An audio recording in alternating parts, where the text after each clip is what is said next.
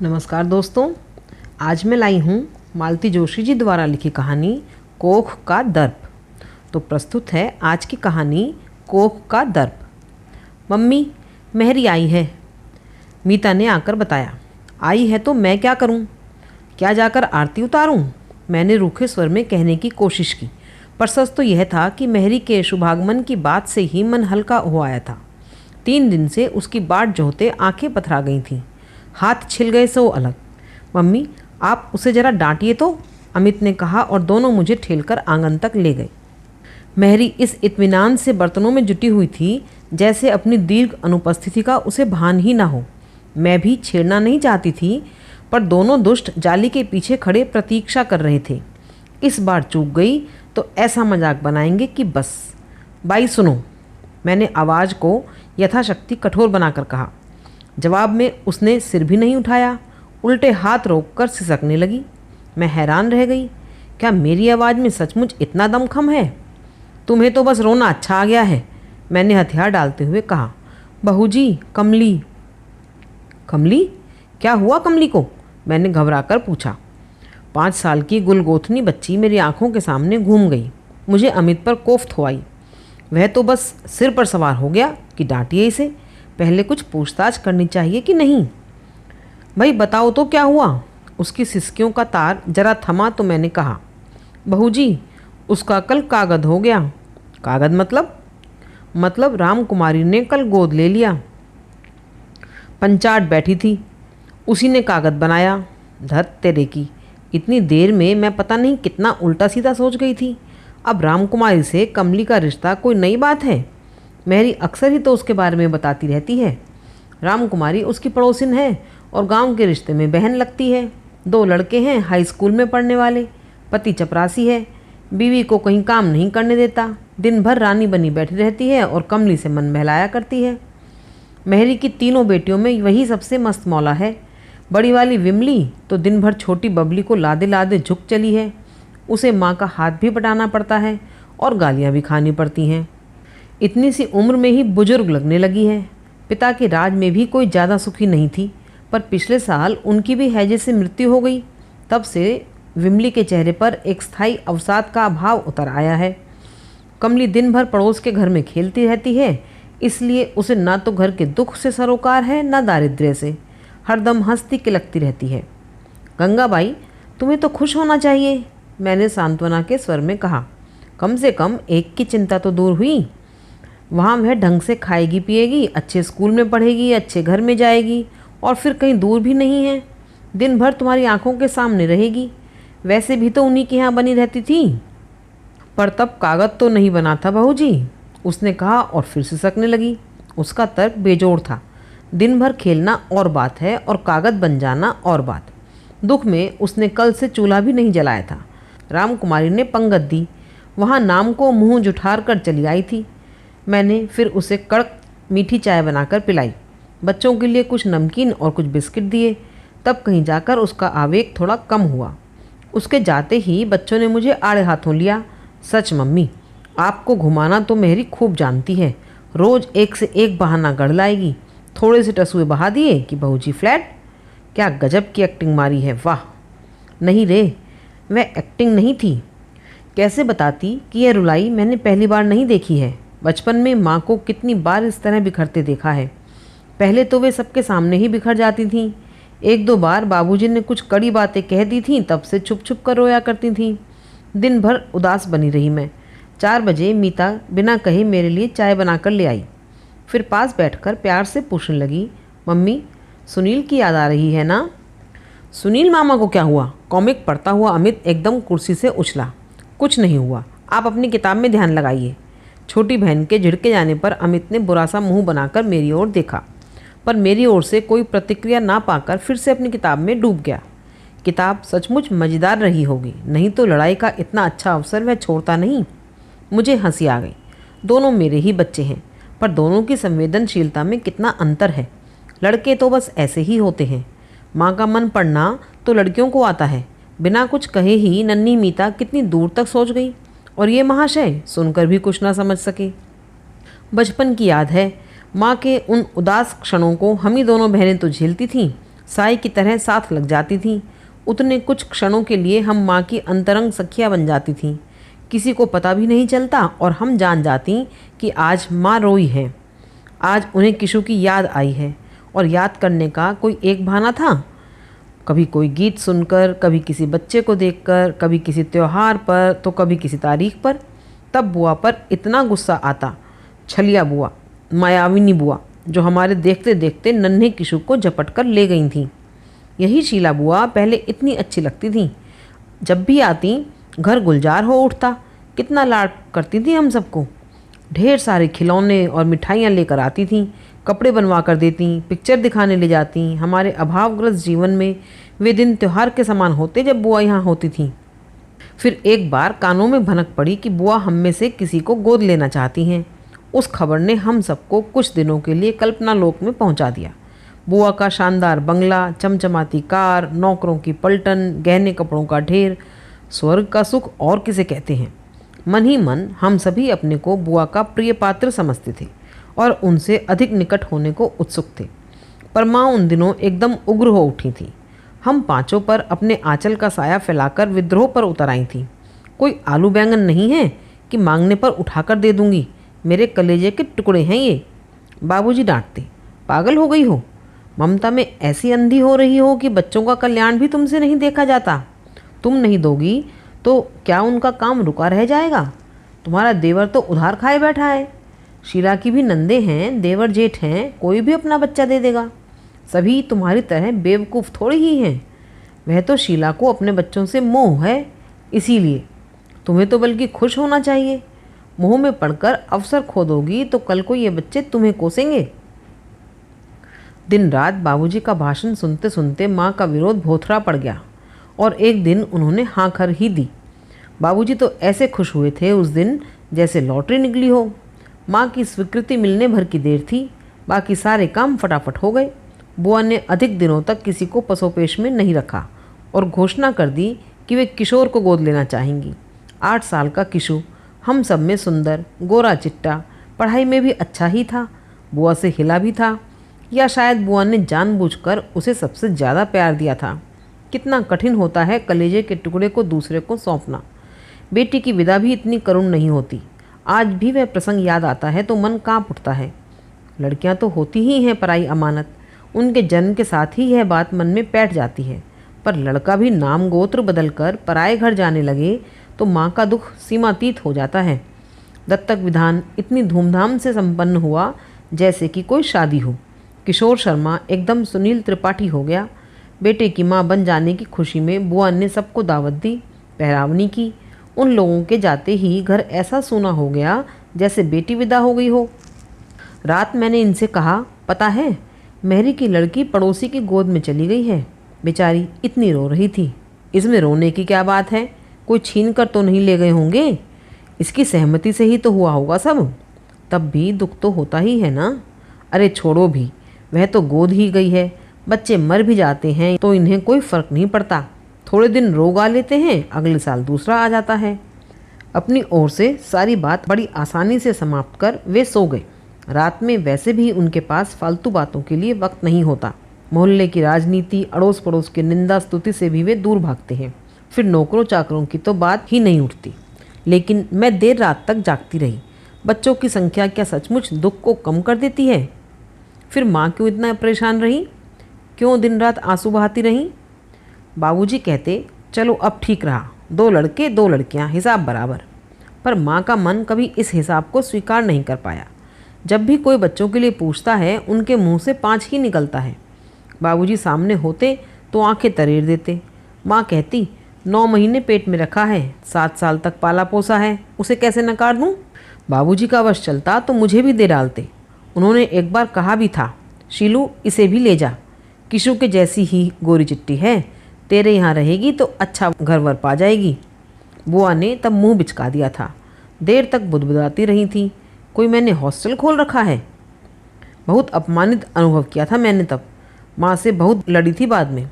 क्यों कही बाबूजी ने ऐसी बात, और क्यों सह गए बुआ की झिड़कियाँ?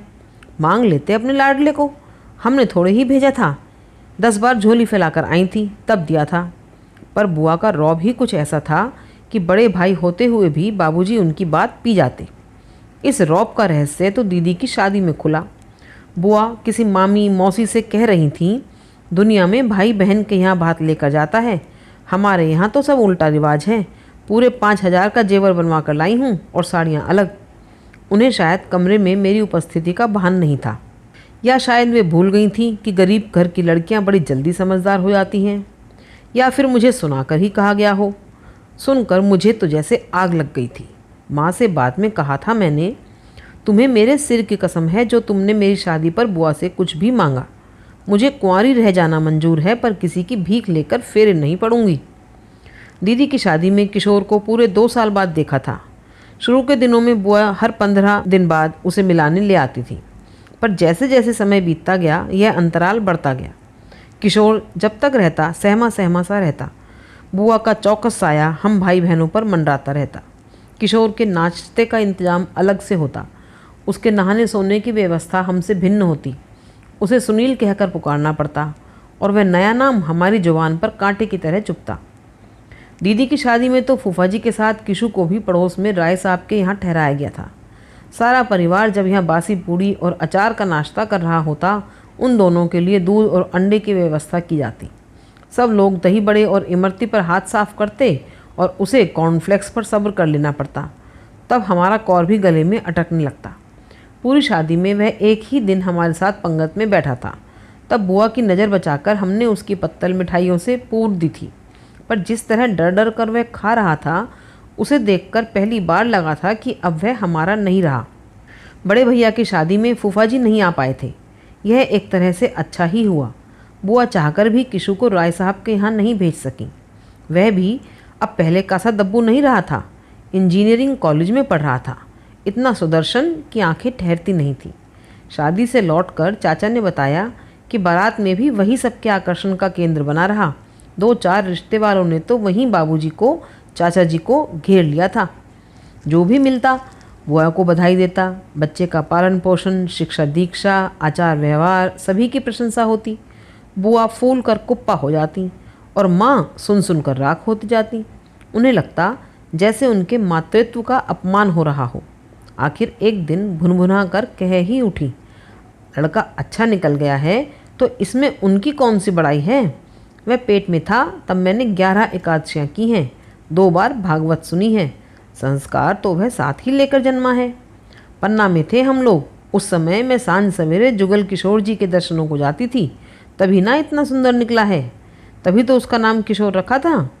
उन दिनों रोज विष्णु सहस्त्र नाम का जाप करती थी, तभी तो लक्ष्मी उसके पैरों में लौट रही है। और हमारे समय शायद आपने सुदामा चरित्र का पाठ किया होगा। बड़े भैया एकदम बोल पड़े थे। माँ का चेहरा एकदम फक पड़ गया। अपने जन्मजात दारिद्र्य के प्रति बड़े भैया का यह आक्रोश उन्हें शूल सा चुभ गया। बेचारे बड़े भैया ढंग से बीए भी नहीं कर पाए और उन्हें राज्य परिवहन में मुंशागिरी के लिए मजबूर हो जाना पड़ा। अच्छी शादी के सपने भी धरे रह गए। लड़की उन्हें जरा भी पसंद नहीं थी, पर वह 10,000 नकद ला रही थी, जिनकी कुम्मी की शादी में सख्त ज़रूरत थी। बुआ दिन भर अपना बड़प्पन गाया करती, मरे ये लड़की वाले चैन नहीं लेने देते। रोज़ की डाक से फ़ोटो और कुंडलियाँ चली आ रही हैं। घर पर तो मेला सा लगा रहता है। हाथ जोड़कर कहते हैं कि भैया लड़के की पढ़ाई तो पूरी हो जाने दीजिए, पर उनकी बस एक ही रट रहती है, आप एक बार लड़की तो देख लीजिए। अब बताओ मैं कितनी लड़कियां देखूं और कितनों की बुराई मोल लूं। बेटे की माँ होने का दर्प उनके हर शब्द से छलक पड़ता।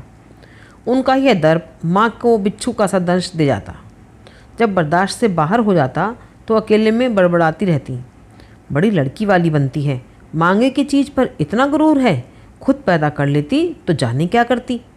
मैं और दीदी समझाती, माँ जब एक बार दे चुकी तो बार बार कहकर अपने को छोटा क्यों करती हो। माँ तड़प उठती, कोई आम अमरूद नहीं दिया है लल्ली, कलेजे का टुकड़ा निकाल कर दिया है। 9 महीने पेट में और 7 साल धरती पर पाला है। कहूँगी क्यों नहीं, 1000 बार कहूँगी। पर उनका यह कहना अपनों तक ही सीमित था। बुआ के सामने कभी हिम्मत नहीं पड़ती। उनके एहसानों के बोझ तले दबी हुई जो थी। दीदी की भैया की शादी में उन्होंने सहारा दिया था। सुनील की उतरन पुत्रन से कुमार बना संवरा घूमता था। साल 6 महीने में बाबूजी एकाध स्वेटर पा जाते थे। बुआ के मन से उतरी साड़ियाँ माँ के हमारे काम आ जाती थीं। लाख नफरत थी, पर मध्यम वर्गीय शराफत का तकाजा था। सब कुछ सिर झुकाकर स्वीकार करना पड़ता था। बुआ का वृद्ध हस्त न होता तो हम लोगों का अभावग्रस्त जीवन सचमुच चौराहे पर आ जाता। मुझे अपनी शादी के बाद सबसे बढ़कर खुशी इस बात की हुई थी कि अब अपने मन का अपने पैसों से खरीद कर पहन ओढ़ सकूंगी। लेकिन माँ तो इस अभिशाप से कभी मुक्त नहीं हो पाई। बुढ़ापे में भी चैन कहाँ है। केशव भैया नौकरी करने लगे हैं, पर वह भी तो एक नामालूम सी क्लर्की। फिर उनकी अपनी गृहस्थी है, कुमार की पढ़ाई का खर्च दे रहे हैं। यही क्या कम है? इससे ज़्यादा देंगे भी क्या? कहाँ से देंगे? कभी कभार घर जाती हूँ तो उस जीर्ण शीर्ण गृहस्थी को देखकर मन तड़प उठता है। 3 बेटों की माँ अकेली असहाय खट रही है। बाबूजी की आंखें जवाब देती जा रही हैं। वे पेंशन पा गए हैं और दिन भर घर में बैठे चिड़चिड़ाते रहते हैं। घर हर तरफ से झूल रहा है, लगता है किसी भी दिन बैठ जाएगा। जितनी ललक से जाती हूँ हर बार उतनी ही उदास होकर लौटती हूँ। पिछले अगस्त में मद्रास से दिल्ली जाते हुए किशोर एक दिन के लिए रुका था। बोला इधर से पास हो रहा था, सोचा इस बार एडवांस में राखी मना ली जाए। बहुत दिनों से तुम्हारे हाथ से राखी नहीं बंधवाई है। गदगद हो आई मैं। तुरंत फुरत बाजार से राखी, मिठाई और उसके बच्चे के लिए सूट और खिलौने मंगवाए। बड़े उल्लास से उसने पट्टे पर बैठकर राखी बंधवा ली। फिर मेरे पैर छूकर थाली में 100 का एक नोट रख दिया। हर्ष और विषाद का एक मिला जुला आवेग मन को मथ गया। बेचारे बड़े भैया चाहकर भी कभी 10 से ज़्यादा नहीं दे पाते और लेते समय मन में बराबर संकोच बना रहता है।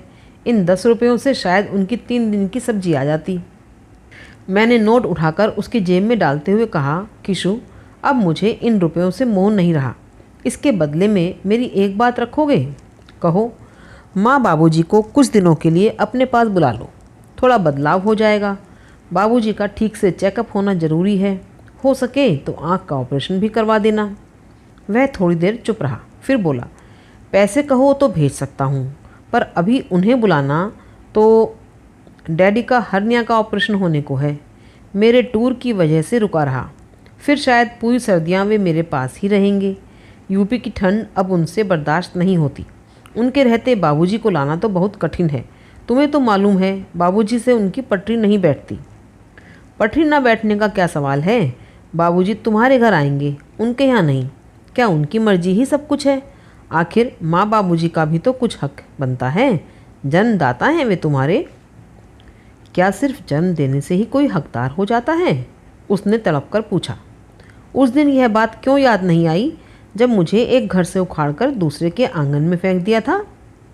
अपने घर में मेरा रहने का हक भी जिन लोगों ने छीन लिया था, आज उन्हें अपने हक की बात करने का कोई अधिकार नहीं है दीदी। बाबूजी की जिद के सामने सब हार गए थे किशु। तू नहीं जानता माँ कितना कितना रोती थी। माँ रो तो सकती थी दीदी, मेरे लिए तो उसकी भी मनाही थी। फिर माँ के साथ तुम लोग थे, मेरे साथ कौन था? एक अजनबी माहौल में निपट अकेला पड़ गया था मैं, और माहौल भी ऐसा जहाँ हर कोई उपहास करने के लिए, आलोचना के लिए तत्पर बैठा हो। मम्मी की जिद ही मुझे उस घर में ले आई थी, पर वहाँ हर कोई मेरा दुश्मन था।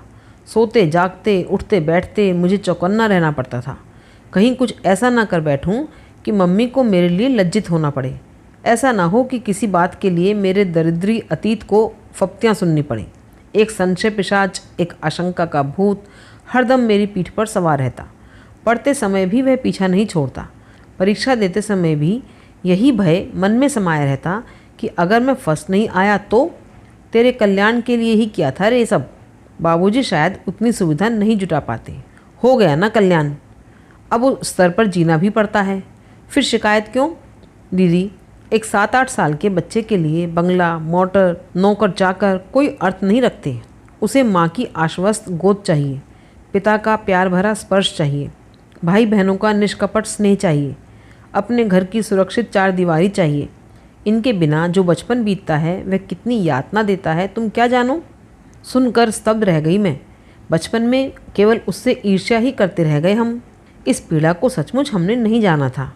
हम लोग सिर्फ अपना, माँ का दुख बड़ा करके देखते थे। किशोर के लिए कभी सोचा ही नहीं। एक अपराध बोध मेरे संपूर्ण चेतना पर छा गया। जाते समय उसने वे रुपए मेरे आंचल में बांध दिए और बोला, चिंता मत करना दीदी, जैसे ही सुविधा होगी मैं बाबूजी को लिवा ले जाऊंगा। तुम भी कभी छुट्टियों में बच्चों को लेकर मद्रास आओ ना, अच्छा लगेगा। इस बात को भी अब साल भर बीत चला है। माँ बाबूजी अब भी कस्बे के खस्ताहाल मकान में बने हुए हैं। मैं जानती थी किशोर उन्हें नहीं ले जाएगा। डैडी का तो बहाना है, दरअसल वह सुवर्णा से डरता है। वह तो बाबूजी के नाम से ही बिदकती है। शादी के बाद माँ के बहुत मनुहार करने पर बुआ बहू बेटे को लेकर घर गई थी। बहू के कटे बाल, रंगे होंठ, बड़े हुए नाखून, खुले ब्लाउज़ और ऊंचे जूतों को लेकर बाबूजी दिन भर नाक भौं सिकोड़ते रहते। उसके सिर ना ढकने पर उन्हें कोफ्त होती। वह उनके सामने बैठकर पेपर पढ़ने लगती तो उनका पारा 7वें आसमान पर चढ़ जाता। जिस दिन उन्होंने उसे पति को नाम से पुकारते हुए सुना था, उस दिन तो हद ही हो गई थी। माँ का समझाना बुझाना सब व्यर्थ हो गया था। यह सारा प्रसंग मुझे सुनाते हुए माँ ने कहा था, जिनकी बहू है वे तो कुछ कहते नहीं, ये बेकार में अपना खून जलाते हैं। उसे कौन सा रोज़ रोज़ यहाँ आना है, एक ही बार में भरपाई होगी वह तो। मैं हैरान थी कितनी आसानी से माँ ने सुवर्णा को अपने अधिकार क्षेत्र से बाहर कर दिया। किशु के लिए बार बार बिसूरती माँ अब कितनी निर्लिप्त हो गई हैं। कोई महीना भर ही बीता होगा। मीता ने कहा, मम्मी ज़रा खिड़की से देखो तो। देखा तो गोल मटोल कमली को गोद में उठाए गंगा हाँफती हाँफती चली आ रही है। आज ये तुम्हारे साथ कैसे? अब ये घरई में रहेगी बहूजी। मतलब? मैं तो लौटा ले आई मौड़ी को। क्यों? बस अपने घर में रहेगी। जो रूखा सूखा हम खाएंगे ये भी खाएगी, मोटा झोटा जो हम पहनाएंगे पहनेगी। भाग वाली होती तो किसी सेठ साहूकार के यहाँ पैदा होती, मेरे यहाँ आई है तो ऐसे ही रहेगी। अरे पर हुआ क्या? 2-4 दिन से देख रही थी बहूजी, उठते से ही रोज़ मरा सिलेट पकड़ा देता था और धमाधम शुरू। मेरा तो खून जल गया। अरे मार ही खानी है तो अपने माँ बाप की खाएगी, इसके लिए थोड़ी सौंपी थी मौड़ी। और तुम्हारी पंचायत का क्या होगा? पंचाट का क्या, फिर जोड़ लूँगी। एक खाना ही लगेगा, सबके सामने कागज़ फाड़ दूँगी। देवर जेठ से पूछ लिया है? उस समय तो वे ही आगे हुए थे ना, उनसे क्यों पूछूँगी? कोई उनकी जाई है